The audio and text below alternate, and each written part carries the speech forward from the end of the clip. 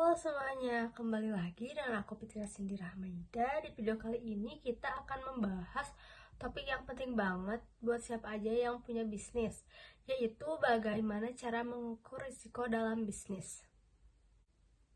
Pertama-tama kita harus tahu dulu apa saja sih jenis-jenis risiko yang mungkin dihadapi. Misalnya risiko strategik yang berkaitan dengan keputusan besar dalam bisnis. Terus ada risiko kepatuhan, yaitu risiko yang muncul kalau kita tidak mengikuti aturan yang berlaku. Dan ada risiko operasional, itu tentang seberapa baik sistem dan proses kerja kita. Sementara risiko finansial berhubungan dengan uang, seperti utang dan pembayaran dari klien.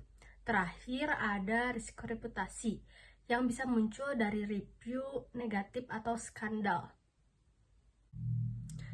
Langkah pertama dalam mengukur risiko adalah mengidentifikasi risiko-risiko yang ada. Coba deh lihat semua aktivitas bisnis kamu dan tanyakan pada diri sendiri, apa yang bisa salah? Ini saatnya kita pakai pikiran pesimis kita ya.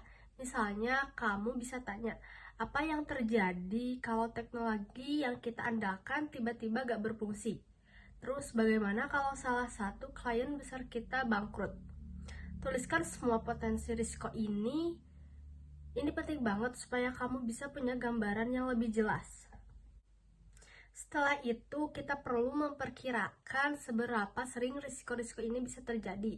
Tidak perlu rumit-rumit, kita bisa pakai skala sederhana dari 1 sampai 5, misalnya 1 sangat jarang, 2 jarang, 3 kadang-kadang, 4 cukup sering, dan yang terakhir yaitu 5 sangat sering.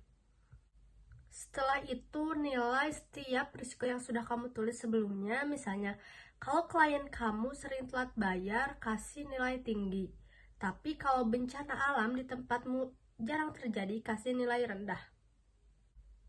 Setelah kita dapat nilai kecenderungan, sekarang kita perlu lihat dampaknya. Apa saja sih yang bakal terjadi kalau risiko itu beneran terjadi? Gunakan skala yang sama, yaitu dari 1 sampai 5 untuk menilai dampaknya. Misalnya, kalau toko kamu kebanjiran, dampaknya pasti besar. Jadi kasih nilai tinggi. Tapi kalau ada review negatif dari blog kecil, mungkin dampaknya gak terlalu signifikan.